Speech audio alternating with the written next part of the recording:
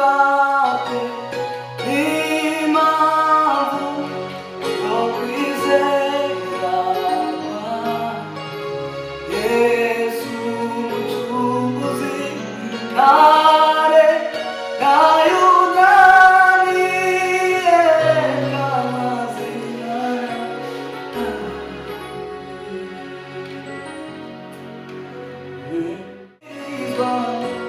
atari izina rya Yesu ni izina rikomeye ridashidikanywaho n'ijuru n'isi.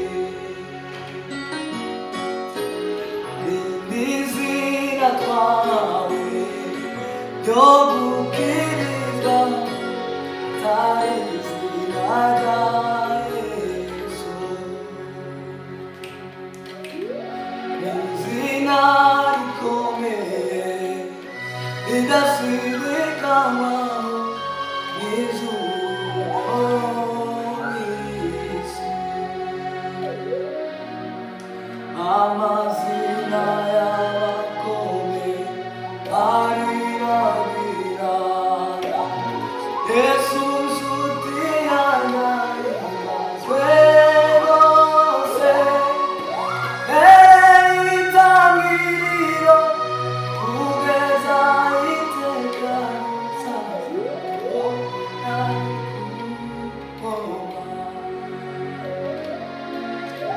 amazina y'abakomeye aribagirana Yesu nshuti yanjye ibazwe bose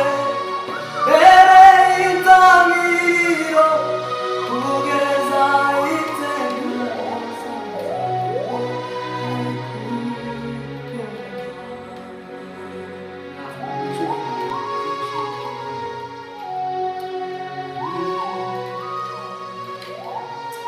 atari izina rya Yesu. Izina rikomeye ridashidikanywaho n'ijuru n'isi.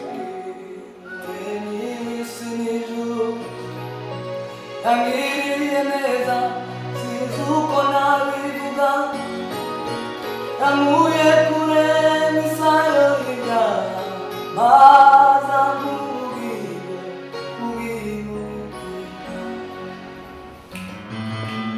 Uwiteka Imana muremyi w'isi n'ijuru yangiriye neza sinzi uko nabivuga yankuye kure n'isayo y'ibyaha maza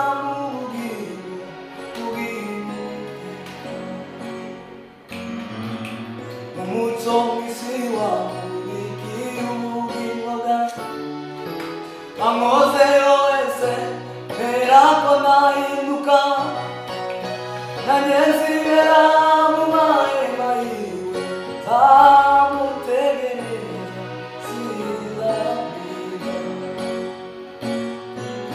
umuco mw'isi wamurikiye ubugingo bwacu amwozeyo